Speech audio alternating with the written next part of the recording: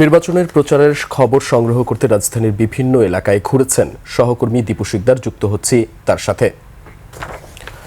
দীপু, প্রচারণার খবর নিয়ে আপনার কাছে সবশেষ কি তথ্য আছে, এ ব্যাপারে আমাদেরকে বিস্তারিত জানাবেন।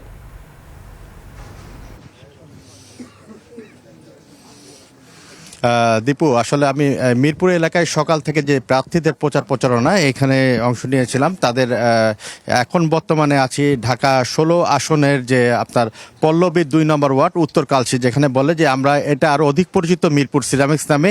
এইখান থেকে কিন্তু সকাল থেকেই কিন্তু ধানের শীষ যে প্রার্থী আমিনুল হক উনি প্রচারণা চালাচ্ছেন। আমরা এখন অবশ্য নামাজের এবং লাঞ্চের বিরতি চলছে, তার সাথে আমরা আগে সরাসরি যুক্ত হয়ে যাচ্ছি। আপনাকে স্বাগত আমাদের সাথে যুক্ত হওয়ার জন্য। আসলে 7ম দিনের প্রচারণা চলছে, কেমন সাড়া পাচ্ছেন?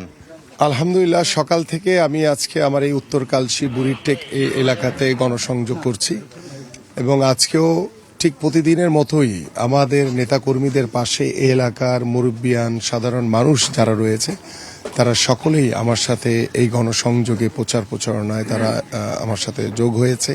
পাশাপাশি এখানে আমাদের একটি মন্দির রয়েছে, আমাদের এখানে কিছু হিন্দু সম্প্রদায়ের মানুষজন এখানে বসবাস করে, তারাও আমার সাথে যোগ দিয়েছে আমার এই প্রচারণা এবং তাদের সাথে আমি কথা বলেছি, তাদেরকে আশ্বস্ত করেছি যে আমরা একটি সম্প্রীতির সমাজ গড়তে চাই, আমরা একটি অসাম্প্রদায়িক সমাজ গড়তে চাই। বিগত সময় যা হয়েছে হয়ে গেছে, কিন্তু আমরা আগামীতে আমরা দল মত নির্বিশেষে আমরা প্রত্যেকেই হিন্দু মুসলমান বৌদ্ধ খ্রিস্টান সকলেই যাতে আমরা পরিবারের মতো যাতে বসবাস করতে পারি। এবং আমার এই এলাকায় সবচেয়ে বড় যেটি সমস্যা সেটি হচ্ছে স্থায়ী একটি পুনর্বাসন দরকার।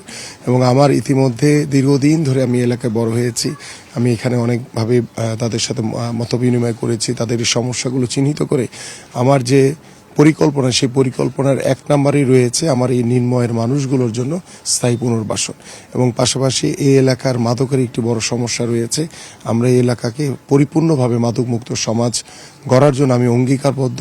আল্লাহ যদি আমাকে ত্রয়োদশ জাতীয় সংসদ নির্বাচনে এই এলাকার সাধারণ মানুষের ভোটে নির্বাচিত করে আমরা যদি সরকার গঠন করতে পারি ইনশাআল্লাহ, তাহলে আমার এই পরিকল্পনাগুলো রয়েছে এগুলো অক্ষরে অক্ষরে ইনশাআল্লাহ বাস্তবায়ন। আপনি আচরণবিধি লঙ্ঘনের একটি অভিযোগ তুলেছিলেন, সেটাই বিষয় একটু জানতে চাই।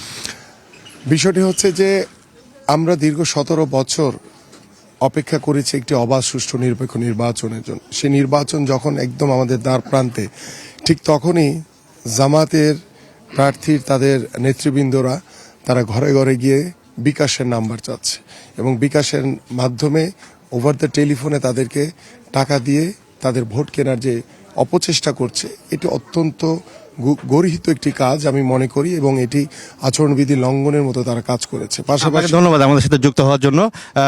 শুনছিলেন দীপু, আমিনুল হক জানাচ্ছিলেন এখানে কিছু আচরণবিধি লঙ্ঘনের মতো অভিযোগ তিনি এর আগেও করেছেন, আজকেও প্রচারণার সময় জানাচ্ছিলেন।